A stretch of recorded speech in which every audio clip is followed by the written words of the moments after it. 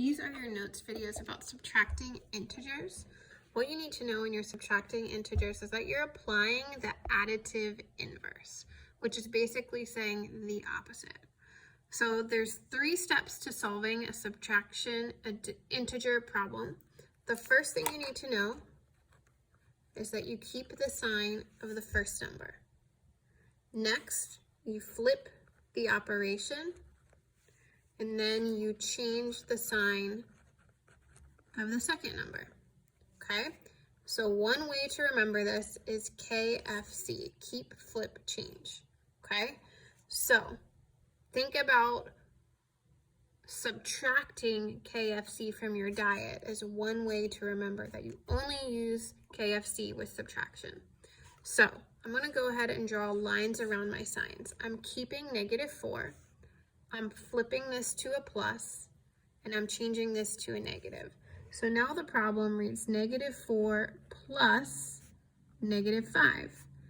I know when I add 2 negatives, that's going to give me a negative answer. So there's 4 negatives and there's 5 negatives, and altogether it gives me an answer of -9.